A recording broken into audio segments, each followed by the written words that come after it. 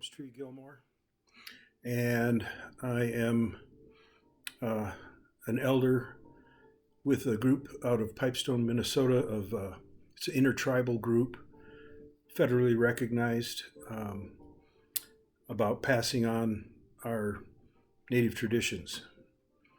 And this is a special short video for a class I just taught about part of the Hopi prophecies about the shifting from the fourth world that we live in now into the fifth world that we're actually moving into and have been for probably over 10 years.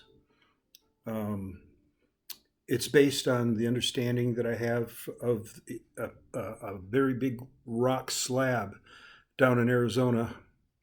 It's called the Hopi Prophecy Rock, and carved into the rock is from thousands of years ago is predictions and of what the future would hold. And there's many videos on YouTube that are good, authentic ones that I recommend you go to, that are videos that were produced maybe 20 years ago even, or in black and white, by respected and known Hopi elders, spiritual leaders.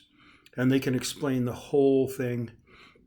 It's the entire history of humankind, basically condensed into two timelines carved on a rock. And what I'm doing is I'm passing on the information I received from basically three Hopi elders that I knew. They're gone now. And they asked me to, because I travel a lot around the world, and they asked me to pass on the information from the Prophecy Rock and the way to live a good life on the planet, so that when we go through this change between the fourth world, which is the current world we're living in, into, we'll just say we're migrating into the fifth world, just like the Hopi migrated from the third world, which was underground, into the fourth world, which is where they've been for thousands of years, here, and where we have been. So I'm honoring that tradition and passing on the information. And this short video is about something that's happening right now. And now I have other videos about something that happened under 2 years ago in a town called Hotvilla, which is a Hopi village. And it's a huge example to the whole world of what we need to do to avoid going into some very disastrous times. And there's lots of, like I said, lots of videos out there. I'm only sharing what the elders shared with me. I'm not changing it in any way or interpreting it. I will say about interpreting the Hopi visions and prophecies, you have to understand that when they received those prophecies, or when it was carved, there were no airplanes, there was no cars, there was no roads in the United States. And they, for instance, a lot of people listen to the Hopi prophecies and they talk about a man that's going to be coming from the east. And everybody thinks that's from overseas. But you have to remember, the Hopi people live in Arizona, and they didn't have cars or anything back then. So for them to travel east meant to go basically outside the desert in Arizona. So anywhere east would be east to them, not from another country necessarily. They talked about in their prophecies about a time where black bugs, really big bugs, would travel around the United States, which they knew is their property or their land for their villages and stuff, and great big black bugs that had people inside of them. Now that's described that way because they didn't know what a car would look like. There had never been a car. So they were seeing the future, and they were able to just describe it as black bugs that traveled along the ground and people were inside of them. And then they also predicted about airplanes coming. They said, oh, the black bugs jump off the ground and go up and travel in the sky, which, they didn't know what an airplane was because it wasn't even there. And then they also predicted that during the second great shaking, there was a first shaking that's carved in this rock, and that was World War One. The second shaking was World War Two, and at that time they called it the gourd of ashes, something that would drop out of the sky, and when it hit the earth, would heat. It would boil the rivers. It would burn everything, and of course that was the atomic bomb. And they even went to the president of the United States during World War II and asked him not to drop the gourd of ashes, which was the best kept secret of the world. And yet they knew about it because they'd had the visions of it. So when you're hearing of these prophecies, don't take it in a modern day translation. What I'm going to be sharing is not to try and figure out who this person is that I'm going to talk about. Instead, take it and say, well, this was back before, well, the Hopi didn't wear hats. So, and this is going to be about a hat. But they saw a vision of a man that would come at a certain time on this Hopi timeline that would be wearing a red hat. And remember, they had no hats. They wear scarves, the men, around their head. Bandanas, I guess you could call it. So anyhow, this is, like I said, for a class that just finished learning all about the Hopi timeline and the prophecies and where we are on the timeline. I'll just say that there is a place on the timeline that right above it, there's two timelines, right above it, our society of the world, human society, goes off into chaos. And it's because we've built our dependence and our provisions and everything on high technology. And we're at a place right now, this is June 4th, I think, or something like that, 2025. We are on the timeline right now where we're about to enter into this whole thing where technology, electricity, computers, everything high tech. The type of cars we have today are very high tech. Our warfare is very, very high tech. It's all going to fail. It's going to go off into chaos. And I'm not doing this to scare you. I'm just giving you, so when you research this and go and look up videos that are explaining the timeline, you can see where we are. So on the top timeline, there's three, they call them two-hearted people, men, who are very, very evil. And we can look at our past history and we can pick them out. We can know who they are. I will say this, that up at the left side, there's a backwards swastika carved in the stone. And people think, oh, that means Germany. It was the Nazis. Not so much so. What that represents is male supremacy, which is not good. And on the other side of the diagram or the carvings on the rock is the symbol of feminine, not dominancy, but feminine control and judgment, and which is the way the Hopi and most all native people in North America live their lives, by the wisdom of the grandmothers. Cherokee, we called them our beloved mother, our beloved women. They were the ones that made the decisions on whether we went, whatever we did. So, but that's a whole different story. So back to this thing. The one thing I didn't share in this class is what I'm going to share now. And the reason I didn't share it is it's so hot politically right now that I didn't want to get anybody off track from the spiritual aspect of what this prophecy rock is telling us and what we need to do to prepare for the upcoming changes, because there are going to be changes one way or the other, and I'll explain that. I also shared the 5 or maybe 6 principles of life that the Hopi have shared with us. And the word Hopi means peace. They're the people of peace. They wouldn't even go to war. Even if you had to spend 7 years in prison during World War II, some of not Hopi, but some of the elders went to prison because they refused to go fight, because they are the people of peace. obviously nobody told him about being a conscientious objector, I guess. So anyhow, so the last part of this prophecy, there's a joining of the two lines, the one where the really bad, evil people were, and there's one more person that is on there right now for our time right now, and he is a man who could be of peace and prosperity and help heal the planet, or he could go the other way. And the way this last being up there manifests in our present day world, it's a reflection of how the human race has been treating each other and the earth and the Creator. So you don't have to become a Hopi or get Hopi religion or whatever you want to call it.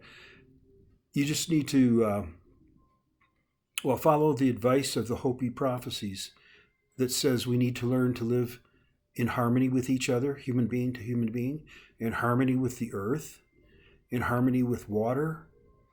You realize the earth and water are spiritual beings, and we can be in harmony with them. We can actually communicate with them, and they can communicate with us, which is the way it originally was done. And to live simply, that's another point. Simplify your living. Here I am on YouTube, but I'm using what tools are available out here to get the information out. And so live simply, have a relationship with water, with your earth, with your chosen family. In Cherokee, the word is Oganale. It means these are my chosen family, not my physical family, although some of our physical family will be in the chosen family. And knowing who we're supposed to be relating to. This is getting long. This is all in other teachings that I've got on my website. But anyhow, and have a flowing communication with the great mystery, Spirit, God, Creator, whatever you want to call that elevated being, that higher than we are being as far as consciousness, abilities, and the ability to be everywhere at one time. That brings up the question, how do you call the Spirit of God to come to you? Rethink it. So anyhow, if we're living that way and we're in harmony with the earth and the water and treating the environment of our Mother Earth with respect and care, then we'll be fine. Unfortunately, the majority of the human population is not doing that out of want for more things and faster things. We are destroying our mother. And the Creator is not going to let that happen because they're all one. So we're at that point on the timeline where the First World War was a circle. The Second World War was a circle on the line, carved in the rock. And the third one is a half circle. And it's right where we are right now, according to all the other predictions and prophecies. We're right there on that timeline.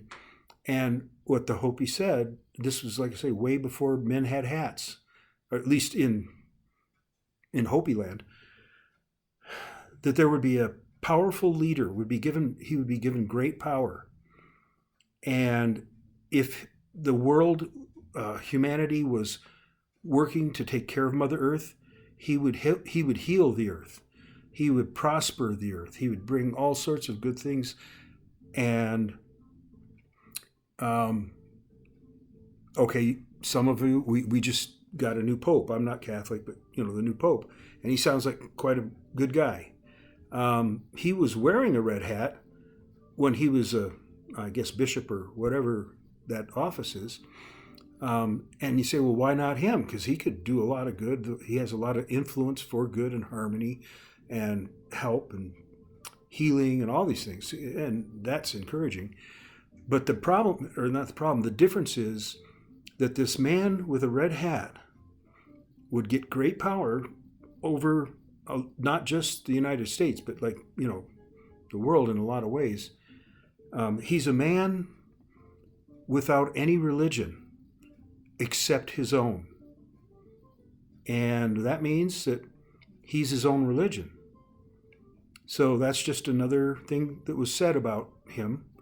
And so the new pope, I don't think qualifies because he's part of a very established, huge religion. But you never know. Maybe I'm misinterpreting that. But that's what the words were exact that he would be a man with no religion except his own. And the prediction is if the man has a good heart and he uses his power in a good way, the way you'll know that is he will really bring peace and harmony and healing to the earth. That's a really big part of it. If his relationship to the earth isn't good, if he's pressing for more profits and more things and more satellites and all this stuff,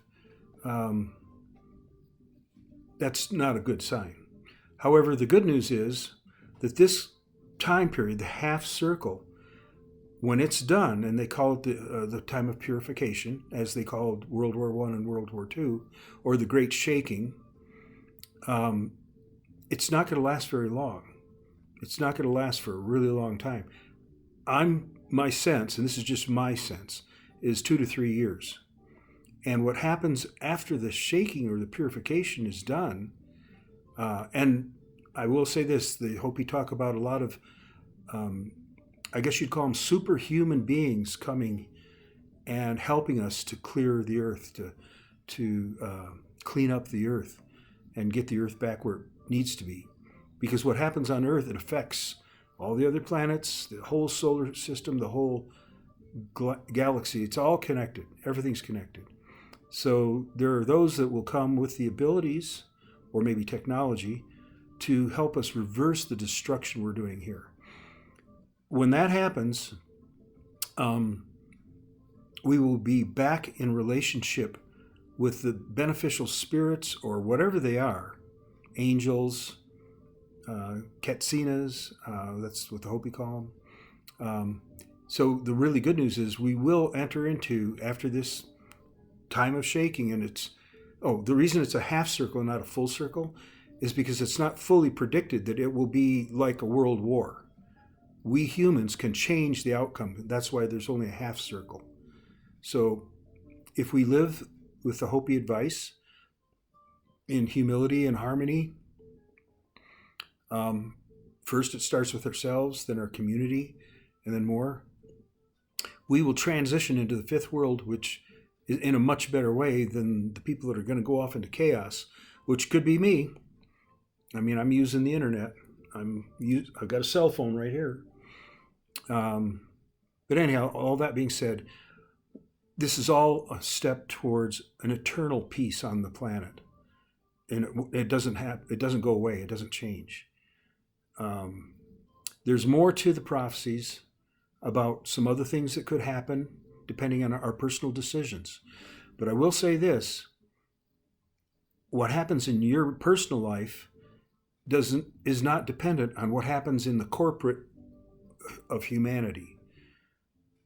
So we can go through this time where technology will fail. And there's a lot of ways that can happen. We all know all the stories. But when it fails, it's going to drastically change our lifestyles in ways that we mainly don't even know. But the thing is to be prepared for that. And now at my age, maybe I'm not going to be around when that final move into the fifth world happens. But I am experiencing it in my own personal life right now. Experiencing fifth dimension, you could call it fifth dimension, or fifth world, the next world experiences in today's world. So if you want more information, you can find more YouTube videos and other kinds of recordings and books and stuff at my website, which is www.worldtreeway, all one word, worldtreeway.com. Well, thanks for watching. Bye.